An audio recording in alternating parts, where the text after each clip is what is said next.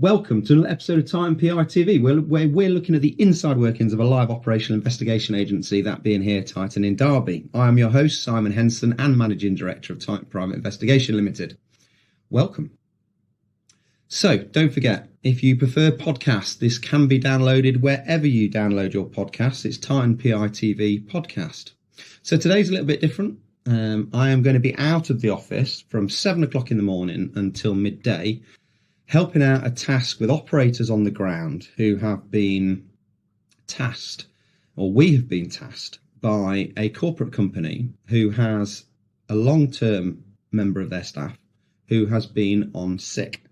And the thought is that individual might be working elsewhere. And the reason for that thought is because he's suddenly become a shareholder of a company. So today we have got two operatives on the ground. I am one of those operatives simply because it's this time of year, it's Christmas, struggling for staff. It's a busy time of year in the private investigation agency. So I've come on the ground today and I thought, what better chance than to do some more content for Time PI TV.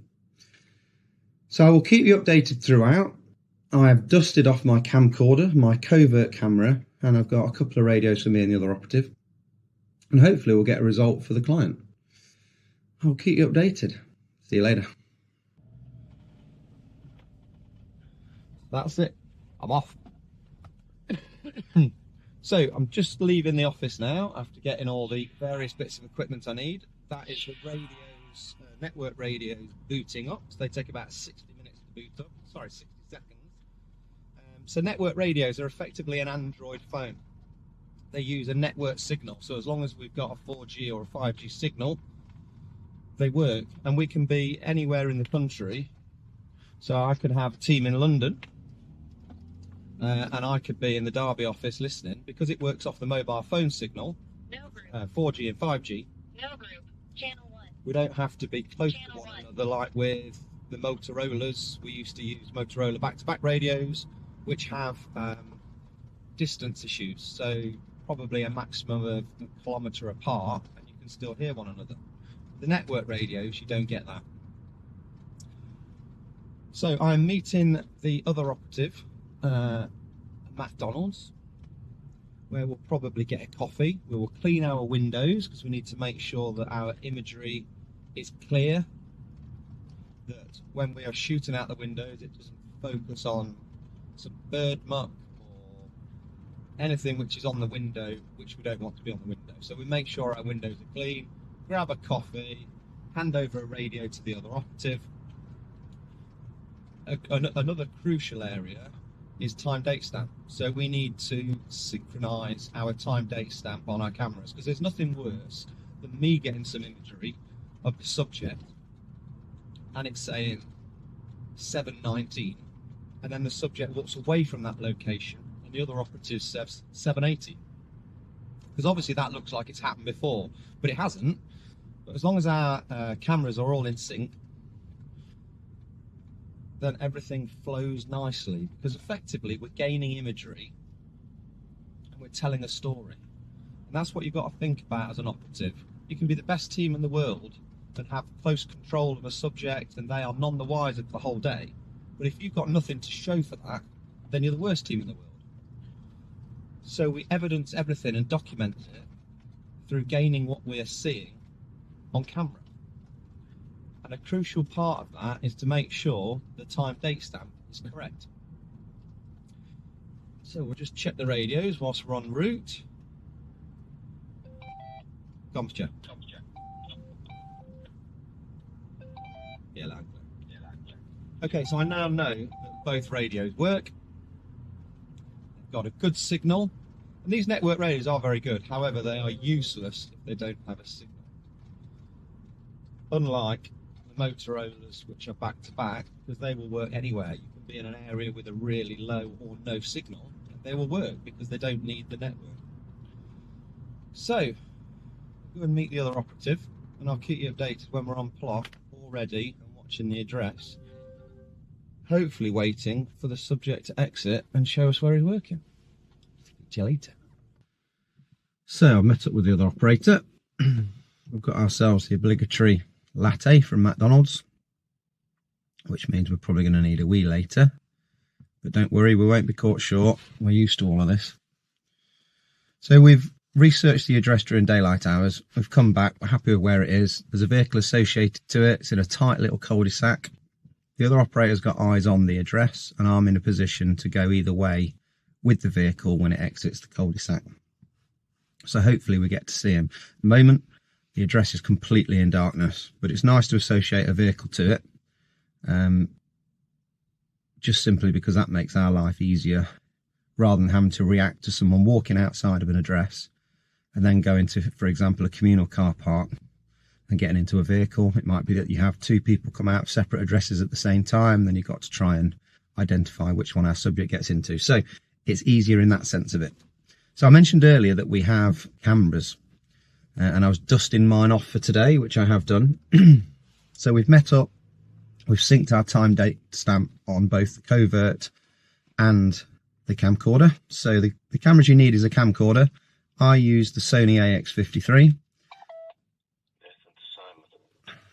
Wait one. Yeah, go ahead.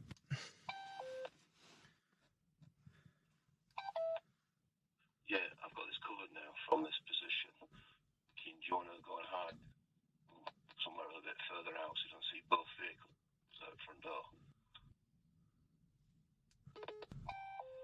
Yeah, I can't see the front door, mate. But yes, I'll go up to the T-junction and cover near side, offside. But obviously comes out and does right or the offside towards you. I'll make myself in a position for that as well.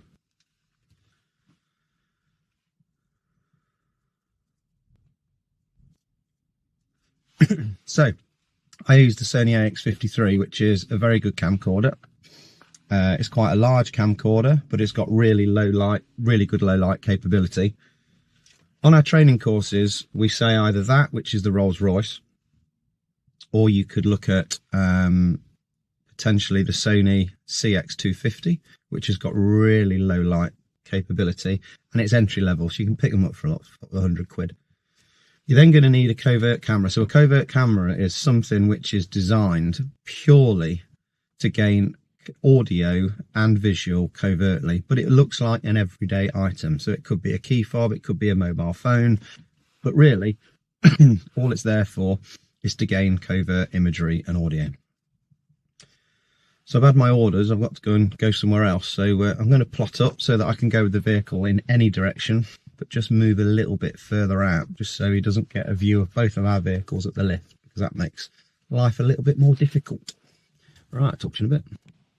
So update for you, it's 9 o'clock, just after we got here at 7, a female came out the address and disappeared in the only vehicle we got associated to the address. And then just before 9 o'clock, our subject is sighted, comes out with a child of school age, gets into another vehicle parked close by, and then returns home.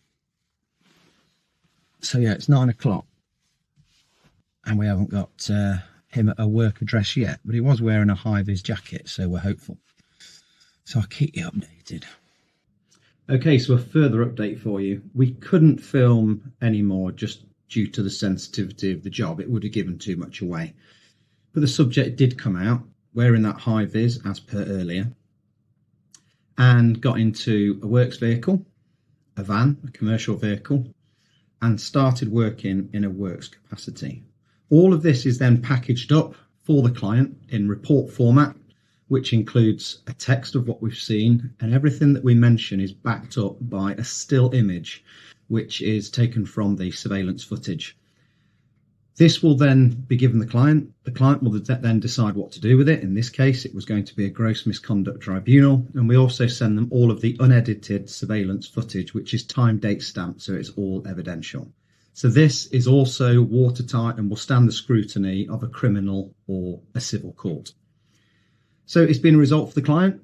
We did offer to see if they wanted any further surveillance, just to confirm it wasn't a one-off, but they're happy with the intelligence they had received, and then backed up with the evidence that we got that they had enough to be able to go through gross misconduct procedure in a tribunal.